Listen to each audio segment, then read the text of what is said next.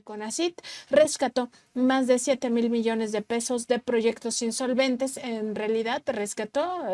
27,000 millones de pesos de estos fideicomisos. Era un nido de fideicomisos este Consejo Nacional de Ciencias, justamente para beneficiar a un grupo muy reducido, no solo de una élite intelectual muy asociada a los esquemas neoliberales, sino sobre todo a transnacionales. Las grandes industrias, en vez de invertir su propio dinero, eran subsidiadas por el gobierno mexicano en los gobiernos pasados. De eso y de otras cosas habló nuestro compañero reportero Darren García con la doctora María Elena Álvarez Boyá, titular del CONACYT, y de eso nos va a hablar. Muy buenos días, Darren, Hola, bienvenido. buenos días Nancy, buenos días a toda la audiencia. Claro, hablamos con la doctora Álvarez Bulla sobre acerca de de este dinero que estaba en los fideicomisos. Más de, bueno, 91 fideicomisos es en los que estaba estos más de 27,000 millones de pesos, los cuales nos habló la doctora que se estaban como dinero pasivo. Casi para darlos a estas empresas, como bien mencionas. Y sobre esto nos habla específicamente de 7,000 millones de pesos destinados ya a proyectos insolventes, justamente, y nos lo comenta de esta manera la doctora. Sí encontramos algunos proyectos que se habían comprometido a partir de los fondos que manejaba el CONACYT, que eran 91 fideicomisos, 65 específicamente dentro del CONACYT se manejaban, 15 sectoriales, 35 estatales, uno con cada uno de los 32 estados, y 3 con 3 municipios. Y de estos fideicomisos se hacían asignaciones de proyectos, a veces con multiplicidades, iba a decir duplicidades, pero encontramos algunos proyectos repetidos, casi idénticos, y financiados desde varios de los fondos.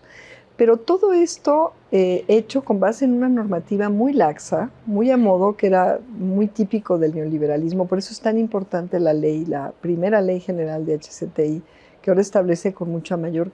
claridad, por ejemplo, que no se puedan generar estos fideicomisos y que no haya esta opacidad y esta discrecionalidad con la asignación de recursos, y que sean muy claras las normativas que rigen ahora un solo fondo, que es el que se alimenta de los recursos del presupuesto de egresos de la Federación año con año, porque en estos fideicomisos encontramos gran cantidad de recursos pasivos, y algunos, que es a lo que iba hace un momentito, comprometidos en proyectos que no tenían ninguna solvencia ni técnica ni administrativa. Más de 7,000 millones de pesos estaban comprometidos en proyectos que pudimos parar, terminar anticipadamente, y entonces este recurso se descomprometió, se recuperó, y recuperamos cerca de 30,000 millones de pesos, más de 20,000 millones de pesos al erario, que estaban ahí listos en los fideicomisos, y que pues los grupos de élite, porque eran unas pequeñas élites las que tenían el manejo y el privilegio de recibir estos cuantiosísimos recursos, tanto de la iniciativa privada, pero también a veces triangulando con instituciones de educación superior pública. Estaban pues seguras las personas que pertenecían a estas élites, que iban a poder seguir gozando del privilegio de pues usar estas grandes cantidades de dinero para sus proyectos, entre comillas. Los problemas que se enfrentaron en el CONACYT pues tienen que ver con esta tradición, entre comillas, por supuesto, que se tenía a través de estas instituciones, estos organismos, de siempre beneficiar a las élites. Y un poco lo que te menciona la doctora Álvarez Builla en esta entrevista, pues tiene que ver con lo que ella misma ha venido denunciando desde que inició el gobierno. Encuentra pues este ejercicio, por lo menos ella lo menciona también en esta entrevista, ilegítimo ilegítimo del dinero público, del dinero del pueblo de México, porque en vez de destinarse a proyectos de ciencia y tecnología que beneficiaran a las mayorías, que beneficiaran, por ejemplo, el sector sanitario, que es algo en lo que se enfocó ahora el CONACYT, se destinaban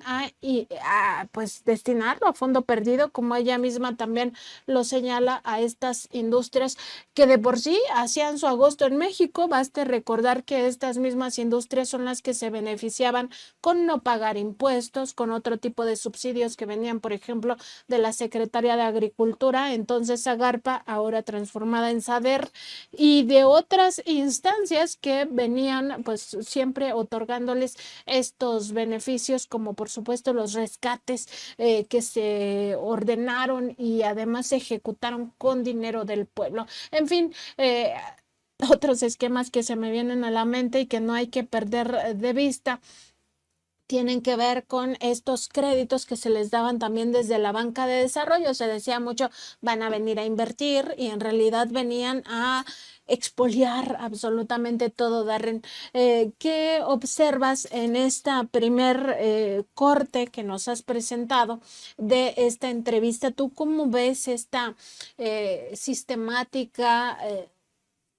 además indebida desde mi punto de vista? Por supuesto que no era ilegal, porque así estaban las leyes en ese momento, pero entrega de dinero del pueblo a estas empresas y sobre todo tenerlas ahí en estos 91 fideicomisos? Sí, como bien mencionas, de estos 91 fideicomisos que nos menciona la doctora, que estaban tanto en los estados y algunos municipios, que por ejemplo, como ella misma denunció el 3 de mayo de 2023 en la conferencia matutina del presidente, en las cuales encontraron esta administración nueva, una vez que llega, encuentra que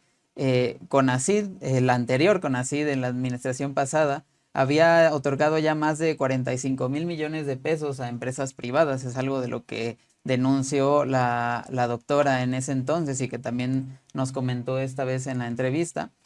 a empresas privadas, no solo nacionales, sino también transnacionales, ¿no? Está el caso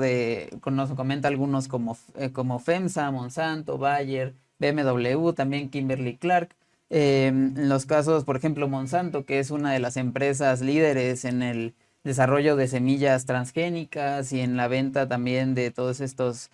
agroquímicos sintéticos como el glifosato, que es dañino y puede causar cáncer a las personas. Todo esto es parte de las denuncias que ha hecho, que como bien mencionas, no eran ilegales por sí mismas, porque en las leyes no lo estipulaba de esa manera. Se podía entregar ese dinero a esas empresas sin que, como ella nos lo menciona, se vieran reflejados en una mayor producción científica, en un mejoramiento de la ciencia mexicana, y que eran, como dices, grupúsculos, estas élites en las cuales, pues muy acordes al sistema neoliberal, le aplicaban todos estos métodos para recibir y recibir dinero, ¿no? Y que pues justo el presidente se fijó en esto y buscó cambiarlo para que ya no hubiera estos intermediarios, ¿no? Y la doctora también nos comenta esta parte y nos lo relata de esta manera. No hubo ninguna denuncia en contra de estas empresas. ¿Por qué? Porque estas transferencias se hicieron quizás de manera ilegítima, pero no ilegal, ¿no? No había antes mecanismos para realmente exigir a las empresas que recibían recursos de CONACYT resultados. Y si no los daban, entonces pues sí tendrían que haber pues devuelto el recurso o en su caso tendrían que haberse hecho algunas denuncias. Nosotros hemos comunicado este dato de los más de 45 mil millones de pesos transferidos en los 3 sexenios anteriores del régimen neoliberal como un caso claro de recursos que a través de CONACYT se han destinado del erario sobre texto de la innovación a empresas, a instituciones privadas, a iniciativas privadas, incluyendo empresas grandes, tanto nacionales como transnacionales, a fondo perdido y sin que esto redundase en un aumento de los resultados de innovación, en una mayor, en fortalecer la soberanía nacional en términos de tecnologías y en términos de innovaciones soberanas para el bienestar, que es lo que hemos procurado en este gobierno encabezado por el presidente López Obrador. Entonces, se han dado a conocer estos datos que son de por sí asombrosos, ¿no? Que México haya gastado tanto dinero. De hecho, en gasto aumentó 7 escalones con respecto a otros países, de acuerdo a la Organización Mundial de la Propiedad Intelectual. Y a su vez, cuando vemos los resultados o la eficiencia de innovación, que es para lo cual supuestamente se destinó esta cantidad tremenda de recursos, más de 45,000 millones de pesos, el país no solamente se mantuvo igual o aumentó también proporcionalmente, sino descendió 16 escalones en términos de eficiencia de innovación.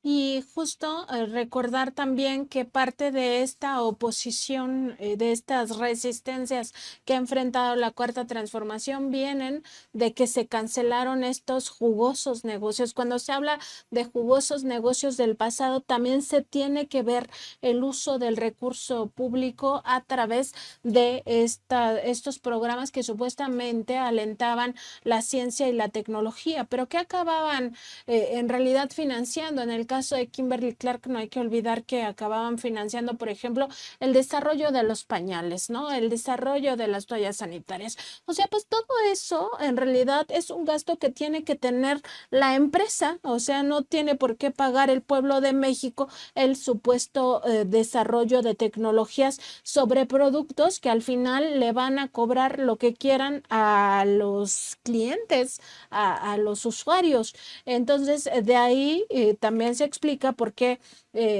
la familia de Kimberly Clark, pero por supuesto que no es la única, también está el caso FEMSA que menciona la propia doctora Álvarez Builla, pues representan a esta élite que pierde privilegios porque estos no son derechos y que al final es lo que explica también en parte su insistente golpeteo hacia la Cuarta Transformación y sobre todo esta parte que tiene que ver con el hecho de que encabezan el bloque conservador, encabezan este bloque que buscaba regresar al poder para instaurar nuevamente este tipo de esquemas que, si bien afectaban al pueblo en general, pues estaban ocultos, o sea, en esa masa de sobreinformación que en realidad no informa lo importante al pueblo de México, estaban ahí ocultos, nadie se enteraba de cómo se ejercía este presupuesto y todo el mundo muy contento porque se aplicaba el porcentaje del PIB supuestamente en ciencia y tecnología, cuando en realidad se iba directamente a los bolsillos de las transnacionales. Eso también hay que decirlo. Y lo otro que también mencionabas, Darren, que mucha de esta industria en realidad es muy dañina para el propio pueblo de México. O sea, se financia el daño hacia el pueblo de México, lo cual me parece muy grave. Lo de la industria agroalimentaria, particularmente el caso de Bayer Monsanto, donde se promueven semillas transgénicas que ponen en riesgo la biodiversidad, por ejemplo, de los maíces, pero no solo. Recordar que en el caso del algodón,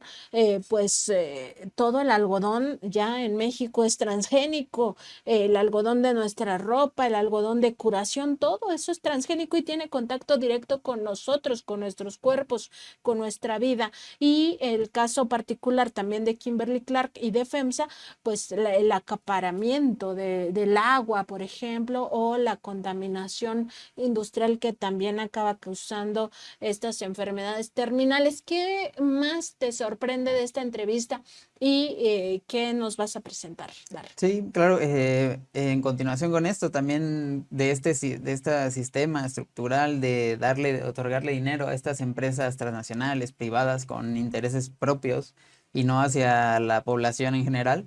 nos comenta también la doctora que incluso a ella y a su administración se le siguió pidiendo dinero para pues darlo a estas empresas, ¿no? O sea, las empresas siguieron gestionando estos fondos, ¿o cómo fue? No, es que había el Foro Consultivo Científico y Tecnológico. Ese foro en el cual incluso tuvo problemas legales con el mismo CONACYT y con la doctora, que nos comenta que ellos tomaron el nombre para una asociación civil de interés privado y entonces enajenaron todas las funciones que debía cumplir ese foro orgánicamente, porque en las leyes el foro estaba constituido. Y ahí empezaron los problemas, ¿no? Porque es que este foro, a partir de que se le empieza a observar y querer dejar de dar el dinero a estas empresas, empiezan a tener problemas legales, pidiéndole, bueno, siguiendo pidiendo dinero a la doctora y a la administración, y por lo cual nos comenta también una instrucción del presidente López Obrador, pues dijo que se debía dejar de dar estas transferencias, ¿no? Estos recursos intermediarios que pues no tenía caso porque la misma institución estaba obligada a hacerlo, ¿no? Entonces, y pues como dices, simplemente para darlo a empresas que dañan a la salud de México, como el FEMSA, no solamente el agua, sino también todos los productos chatarra que fabrican y que dañan a la salud de las personas en la obesidad, hipertensión y un montón de enfermedades, ¿no? Y pues estos son parte de los cambios que nos dice la doctora que llegan con su gestión. Y que también pues marcan, dice ella, los cambios actuales, la administración actual, en la transparencia de recursos, como bien lo mencionan esto, primero en estas declaraciones o demandas no legales, porque como ya lo mencionábamos, no eran ilegal, sino transparentes al pueblo de México, como de este caso de los 45,000 millones. Y también, pues, enfocada, dice ella, en la honradez y en la austeridad, ¿no? Esta parte de las líneas ideológicas del gobierno de Andrés Manuel López Obrador. Y pues también ella nos cuenta un poco de estos cambios, qué cambios tuvo la gestión del CONACYT. Primero, honradez implica todo lo que no es transparencia, rendición de cuentas, un uso eficiente de los recursos, porque si es ineficiente y estás desperdiciando y a lo que se te ocurre y improvisas o le conviene a tus amigos, en fin, eso no es honradez, no es una forma honrada, mucho menos austera de ejercer los recursos, y la austeridad republicana fue otro eje que estableció el presidente con mucha claridad. Y además los recursos de manera directa, sin que haya este intermediarismo en donde se quedan muchos recursos y además muchos principios de lo que debe ser el ejercicio del presupuesto público. Y después, esta parte también de un ejercicio transparente e inclusivo, porque si no es inclusivo como era en el neoliberalismo, a los primeros que perjudica son a los más marginados. Entonces había estados marginados que no recibían apoyo del CONACYT, había disciplinas marginadas, todas las de las humanidades, paradójicamente, y las ciencias fundamentales. Se habían privatizado los posgrados, entonces completamente en contra de lo que tiene que ser, que es el cumplir la Constitución y sus derechos a la educación, por ejemplo, el derecho a la educación inclusive a los niveles más altos, o a la ciencia, que ahora se asienta en la Constitución, pues no se cumplían. Fueron privatizando los posgrados, fueron cada vez más excluyendo inclusive a ciencias básicas. Encontramos había más de 2,000 estudiantes que se quedaban año con año sin beca, habiendo sido ya aceptados en posgrados públicos de matemáticas, de biología, de química. Entonces, el cumplir los derechos constitucionales y el cumplir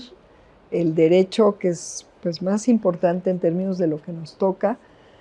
el derecho a la ciencia como habilitador de todos los demás derechos, a una alimentación saludable, al medio ambiente, y el derecho a la educación, a formarte para eventualmente poder ser científica, científico, una persona que se dedique al desarrollo científico, siempre con una visión humanista, o a las humanidades propiamente dichas, o al desarrollo tecnológico. Y entonces esta claridad de cumplir el derecho humano a la ciencia y el derecho a la educación,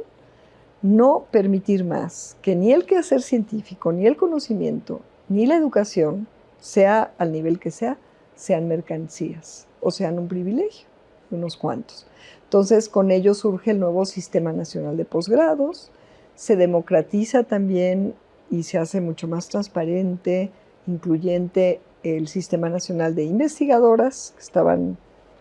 bastante relegadas del reconocimiento a ser reconocidas dentro del, valga la redundancia, del SNI, y se hace más transparente y democrática y más incluyente esta forma de reconocer el trabajo de las personas que se dedican a investigación científica, y con una claridad de la importancia de la ciencia por parte del presidente, pues se asigna hoy pues una cantidad de recursos casi el doble de lo que se asignaba en el sexenio pasado, y hay un 50% de aumento de las personas dedicadas a la ciencia reconocidas en el SNI, superior al número que se reconocían al final, en los últimos años del sexenio pasado, en contra de todo este ruido mediático totalmente falso, de que ha habido un desprecio hacia los científicos y científicas. Nada que ver, al contrario. Lo que pasa es que antes había también redes que eran o grupos relativamente pequeños, y además que manejaban el SNI, y había un desprecio por las humanidades, y se favorecían a también entidades privadas que no tiene por qué subvencionar el Estado, sí colaborar con ellas, sí reconocerles, pero en términos de estímulo económico, ese tendría que salir de la entidad privada, ¿no? No estar sacrificando becas en entidades públicas y a personas con pocos recursos, o reconocimientos a colegas del SNI de instancias públicas, porque se está destinando ese recurso a entidades privadas. Y la recuperación del apoyo a la ciencia es otro signo del CONACYT, de la Cuarta Transformación, del gobierno del presidente López Obrador. Como decía, se había desdeñado en una medida importante, sobre todo en términos relativos de la cantidad de dinero que se había destinado a la iniciativa privada, el apoyo a la ciencia básica de frontera. Y además se abre un eje programático que es, creo yo, quizás el más icónico del gobierno del presidente López Obrador, en particular del CONACYT, que es el de los programas nacionales estratégicos, que implica el organizar la aplicación del conocimiento y el desarrollo de tecnologías soberanas para el bienestar en torno a metas muy urgentes en términos de problemáticas muy prioritarias del país, sumando y buscando colaboración de diferentes instituciones, disciplinas, colegas, para de manera muy eficaz, muy rápida y muy eficiente y muy rigurosa entender esas problemáticas, prevenir que emerjan nuevas y resolver. Y sí, hay que ver que este cambio de mentalidad también en las instituciones modifica, digamos, incluso la forma en cómo se observa el propio presupuesto público, porque antes pareciera que el presupuesto público era patrimonial y entonces lo podían gastar en lo que ellos quisieran, que podría ser, y por ellos me refiero a esta élite política que estaba al frente, sobre todo el CONACYT, casi nunca estaba al frente de este organismo que impulsaba la ciencia y la tecnología, científicos, o científicas. Estaba entregado directamente a los políticos y políticas corruptos del pasado. Y entonces se asignaban estos salarios multimillonarios, asignaban estos presupuestos multimillonarios a cosas que no beneficiaban realmente al pueblo. Pensemos en estas armadoras de automóviles, la BMW, la Ford, Chrysler, todas estas que obtenían estos recursos, pues, ¿qué podrían desarrollar de ciencia y tecnología a favor del pueblo si al final venden sus automóviles que son contaminantes a los precios que quieren, porque el mercado no está regulado, porque no se les pone un límite, porque no hay pues toda esta, digamos, esta supuesta metodología donde el mercado se regula a sí mismo y entonces la competencia hace que no tengas precios tan altos, pues todo eso es una falacia, eso ya se demostró que es una falacia. Y me parece a mí que desde el cambio de mentalidad de pensar, a ver, hay que hacer un uso eficiente de los recursos, que los recursos vayan destinados al bienestar del pueblo, que se gasten transparentemente, además de que no haya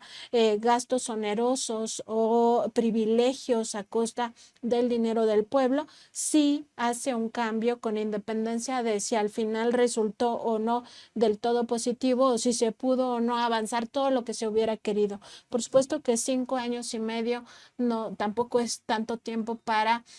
hacer un cambio totalmente radical, pero me parece que sí lo logra,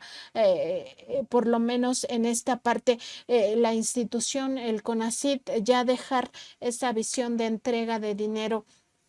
a los privados y pasar al ámbito del bienestar social, que es justo también de lo que te habla la doctora. Sí, claro, también es importante señalar que, como nos menciona, este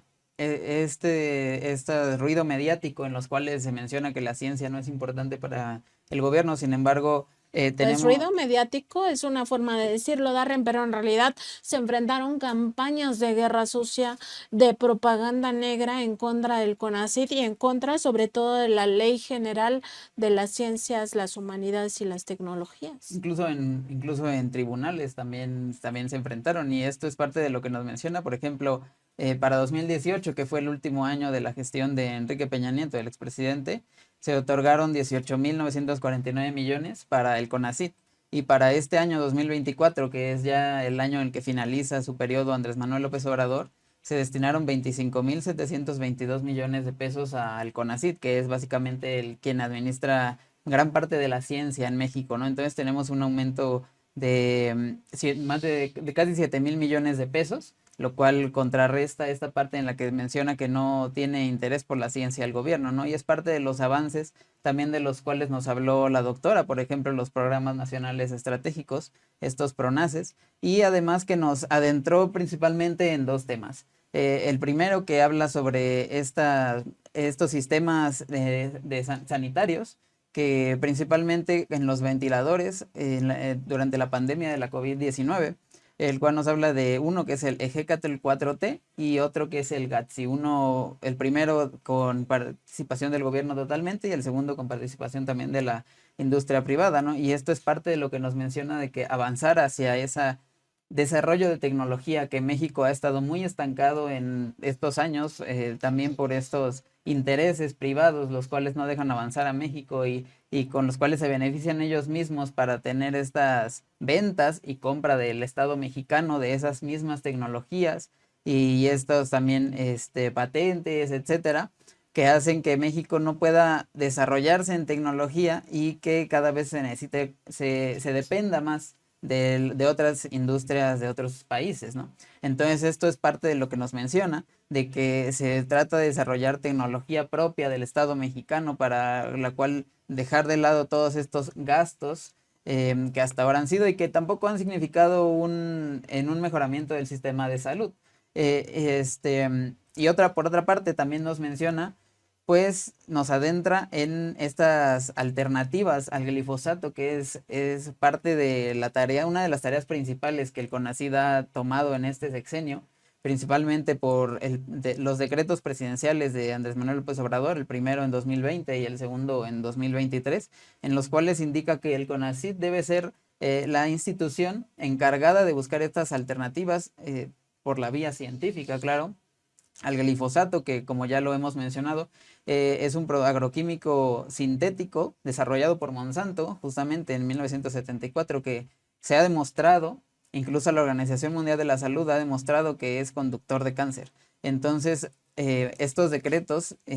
instan al CONACYT a que busque estas alternativas, y la doctora nos ha comentado que están prontos a dar comunicados en los cuales van a decirnos cuándo se va a poder desarrollar ya de manera de gran escala, masiva, estos productos, bioinsumos que nos comentan no van a tener daño ni a la salud ni al ambiente. Y es parte de los retos que va a abrazar, que abraza o que tiene la institución, y de esta manera nos lo comenta la doctora.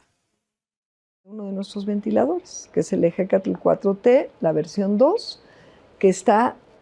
avanzando muy rápido en todas las pruebas nuevas que tenemos que hacer y que tiene lo que ya tenía la versión 1, que es isomórfico al pulmón y adaptativo, y tiene un control robusto, lo cual quiere decir que es una tecnología disruptiva con respecto a la ventilación mecánica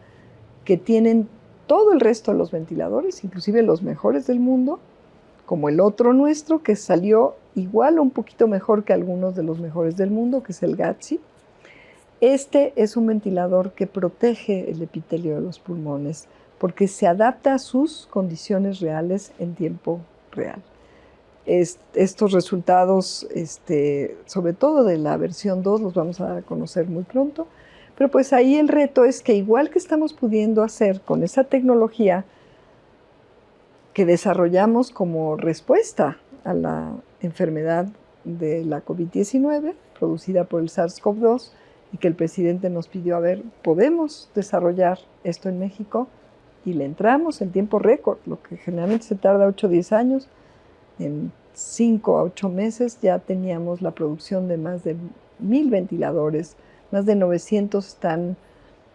no más de 800 están colocados en más de 90 hospitales públicos y han atendido más de 1,5 millones de horas de pacientes con necesidad de asistencia respiratoria. Son ventiladores mexicanos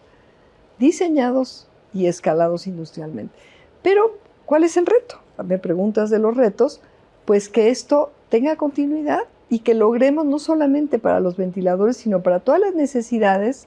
que hay en los hospitales. Entonces estamos poniendo unidades de investigación retroalimentada entre estas instancias de salud y el CONACYT para que se vaya haciendo investigación y formación de tecnólogos, de ingenieras, ingenieros biomédicos dentro de los mismos hospitales atendiendo los retos que se están teniendo. También estamos ya pudiendo desarrollar sistemas de cómputo inteligente, tecnologías inteligentes y de cómputo, pero todo esto tiene que evolucionar.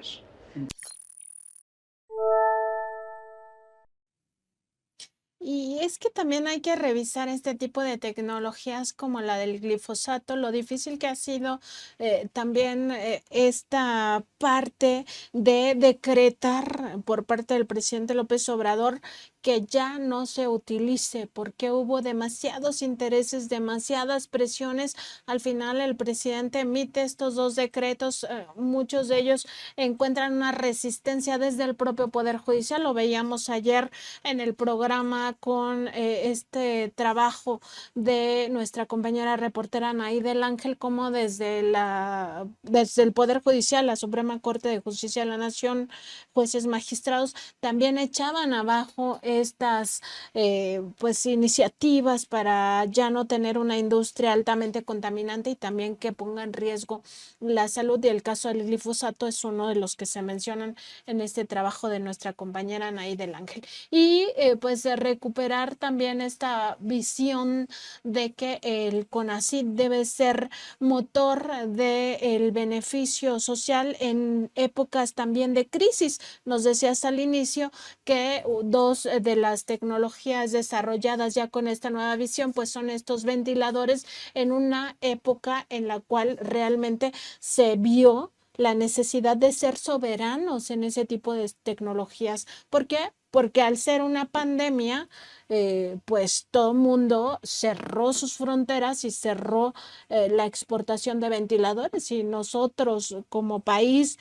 pudimos acceder a esta tecnología fue por las negociaciones que hizo muy intensas el presidente López Obrador con el gobierno de China, de Xi Jinping, no hay que olvidarlo,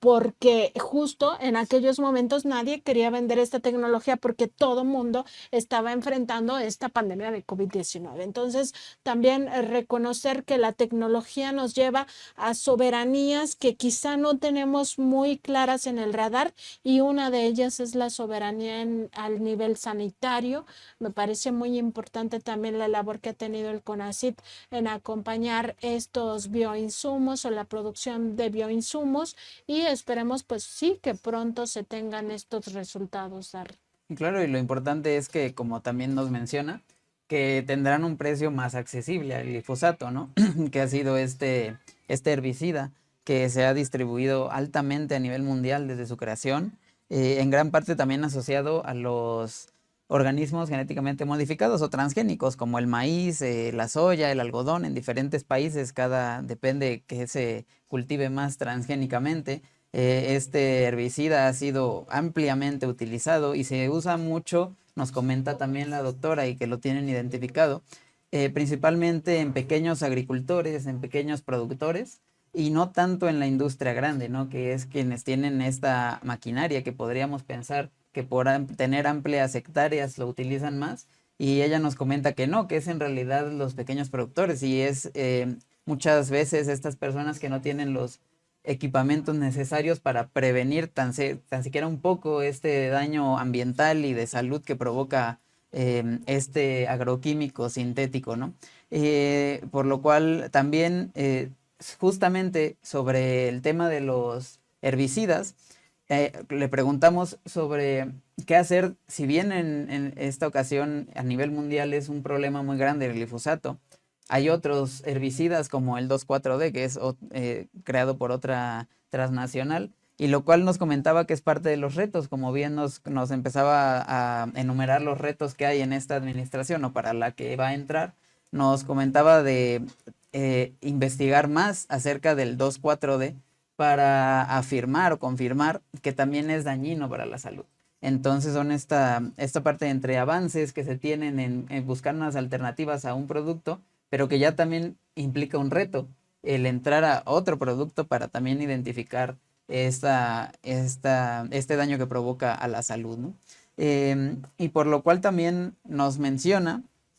que entra esta parte en la que ya queda muy poco tiempo para que termine la administración. Entonces es que va enfocado hacia cómo va a recibir la administración que entra, que se va a elevar a grado de secretaría. Cómo va a recibir el instituto la doctora Rosaura Ruiz. Y pues nos comenta justamente que pues ella tiene la confianza y que nos afirma en el que se entrega un CONACYT muy ordenado, incluso con sistemas propios, porque nos comentaba que el Sistema Nacional de Investigadores, el cual es uno de los sistemas, valga la redundancia, donde están las personas con más avances científicos, quizás, en todo el país, que incluso se manejaba con hojas de cálculo, nos mencionaba, y que no estaban casi nada digitalizado, y ella nos comenta que la nueva administración, bueno, que esta administración va a dejar un CONACYT con sistemas propios de computación y todo muy bien digitalizado, para que sea incluso tanto más fácil como que pueda hacer bajar los costos, ¿no? Y pues también nos comentó un poco de cómo es su relación justamente con la nueva, quien será la nueva encargada de atender la ciencia en México, y nos lo comenta de esta manera. Hay retos. Queremos tener patria infantil, patria nasal, patria bivalente o patria para no solamente COVID, sino para otras enfermedades, por ejemplo, como la influenza, ¿no? Que también debería de diseñarse con base en los variantes virales que están circulando en nuestra población. Siempre va a haber retos, y por eso es tan importante esta interdigitación entre el quehacer de CONACYT, ahora a un nivel reconociendo todo el avance que hay de Secretaría de Estado, entre el quehacer de humanidades, ciencias, tecnologías e innovación, y el quehacer público, O sea, que no esté separado y que los trabajos se queden en publicaciones que leen solo los especialistas, sino que aterricen.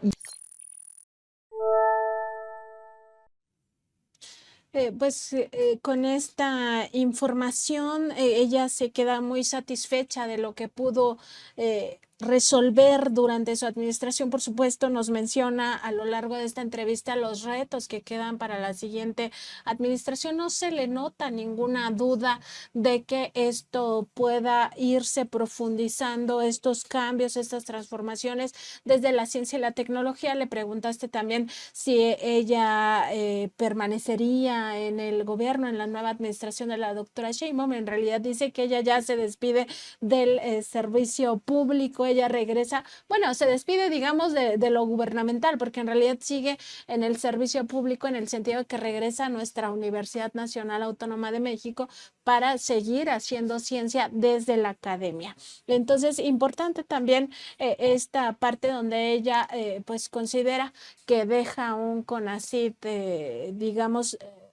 distinto y muy sólido para su transformación ahora a Secretaría de Estado, Darren. Sí, claro, y pues recordar también que la doctora ha sido desde hace muchos años una gran investigadora también, justo sobre los problemas que conllevan los maíces transgénicos, principalmente en México, enfocado en México. Entonces, ha sido una estandarte de esta lucha contra el maíz transgénico en México, por lo cual también ha estado, pues, como dices, al servicio público sin estar en el gobierno, ¿no? Entonces sí es parte de lo que nos comenta la doctora. Y bueno, nos despedimos con esto, Darren. También decirle a la audiencia que esta entrevista la pueden leer completa en www.contralinea.com.mx. ¿Con qué cierras, Darren? Pues con que es importante estar enfocados también en que el CONACYT tuvo en este sexenio tareas muy importantes que le dejó el presidente López Obrador, como ya lo mencionábamos, en el sistema sanitario, con los ventiladores, en los avances para sustituir al glifosato y también en esta investigación con el litio, también que tienen una tarea importante que les dejó también el presidente justo después de nacionalizar todo el litio. Dejó la tarea al CONACYT para que buscara estos avances de cómo se puede, durante toda la cadena de producción que significa el litio. Entonces, pues hay que estar expectantes también de lo que va a venir en la próxima administración y esperar que todo sea, que retribuya al pueblo mexicano y que cada vez la ciencia sea más soberana. Así es, Darren, pues muchas gracias por esta entrevista, que pases muy buen día. Muchas gracias, hasta luego.